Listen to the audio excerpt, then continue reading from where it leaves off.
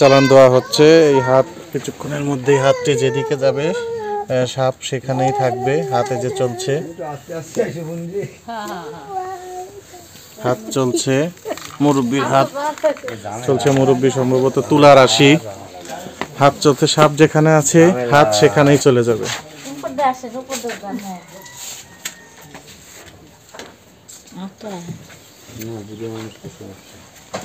হাত চালান দেওয়ার পরেই এই ঘরে এসেছে। এই সিঁড়ির সাইডে বড় বিরাট দুটো সাপ ছিল রাত 12টা 1টার দিকে আর কি। ওই সাপ দেখে আমরা সবাই মানে ভয় পাচ্ছিলাম। আমার বাড়িওয়ালা ওই যে বাথরুমের সাইডে বাথরুমে যাওয়ার সময় মনে করেন যে মানে বাথরুমে যাবি দেখে যে সাপ এরকম মানে টাকা রয়েছে, উনি ভয়ে মানে আতঙ্ক হয়ে গেছে। সাপের সলম অনেক বড় সলম, একারে এলো গুকু সাপের মতো দেখছি, গুকু সাপের মতো।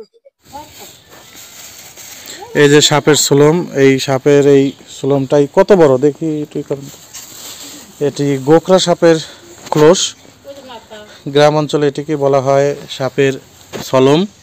দেখেন কত বড় এই সলমটি তাদের বসত ঘরে পাওয়া গিয়েছে বলেই তারা এখন আতঙ্কের মধ্যে রয়েছে। অনেক বড়, অনেক বড় এটি গোখরা সাপের সলম, প্রায় 4 হাতেরও বেশি লম্বা। আসসালামু আলাইকুম সুপ্রিয় দর্শক, আজ আমরা এসেছি রাজবাড়ী জেলার বালিয়াকান্দি উপজেলার বহরপুর ইউনিয়নের এই গ্রামের একজন কৃষক, তার নাম আজিজ মন্ডল। তার বাড়িতে বিশাল আকারের একটি সাপ খোলস বদলিয়েছে। সেই খোলস বদলানোর পরে তিনি এবং তার পরিবারের সবাই আতঙ্কিত হয়ে আছেন। আজকে রাজবাড়ী জেলার সাপুরিয়া লিটন তিনি এসেছেন এখানে সেই সাপটিকে খুঁজে বের করার জন্য। সাপটি আসলে কোথায় থাকতে পারে সেই খোঁজ এখন চলছে। বাড়িটি হচ্ছে এরকম আপনার কাঁচা ডোয়া, মাটির ডোয়া, চারপাশে অনেক গর্ত দেখা যাচ্ছে। ইতিমধ্যে ঘরের বিভিন্ন আসবাবপত্র সরানো হচ্ছে যাতে সাপটিকে খুঁজে পাওয়া সম্ভব হয়। বাড়ির বিভিন্ন জায়গায় গর্ত দেখা যাচ্ছে। তো এখন আমরা আপনাদেরকে দেখানোর চেষ্টা করব যে সাপটি আসলে পাওয়া যায় কিনা।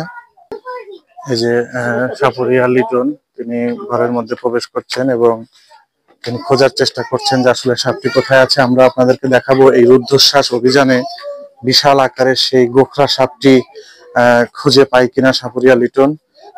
কৃষকের এই ঘরগুলো খুবই অন্ধকার, এই অন্ধকার ঘরে সাপটি যে কোথায় লুকিয়ে আছে সেটি এখন দেখার চেষ্টা। টর্চ লাইট দিয়ে সাপুরিয়া লিটন সেগুলো খোঁজার চেষ্টা করছে যে সাপটি আসলে কোথায় আছে। আমাদের সাথে থাকুন, ভিডিওটি দেখতে থাকুন। আমরা আপনাদেরকে দেখানোর চেষ্টা করব যে কিভাবে অভিযান করে সাপুরিয়া লিটন সাপটিকে ধরতে পারে। শিশুরা এখানে বসবাস করে, তারা খুবই আতঙ্কিত। তোমরা কি সাপ দেখছো? কত বড়? অনেক বড়।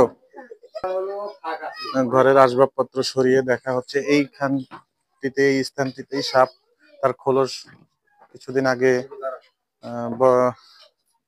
পরিবর্তন করেছে। বিভিন্ন গর্ত দেখা যাচ্ছে। সাপটি আরেকটি গর্তের সন্ধান মিলেছে, সম্ভবত এই গর্তেই থাকতে পারে সেই বিষধর সাপটি। সাপ ধরার সংবাদ শুনে গ্রামবাসী এখানে উপস্থিত হয়েছে। শিশু বাচ্চারা এখানে অধীর আগ্রহে অপেক্ষা করছে যে কখন সাপটি ধরা পড়ে। কৃষকের ওই বসত ঘর থেকে পাশের যে আরেকটি রুম রয়েছে সেই রুমের মধ্যেও ওই ঘরের যে সুড়ঙ্গ সেটি চলে এসেছে। এই সুড়ঙ্গের মধ্যেও অভিযান চলছে। আসলে কখন যে সাপটি ধরা পড়ে এটি দেখার জন্য সবাই অধীর আগ্রহে রয়েছে। আপনারা বসত ঘরের ঠিক পাশেই রয়েছে একটি রান্নাঘর, সেই রান্নাঘরের মধ্যে কিন্তু অনেক খড়ি জাবা রয়েছে।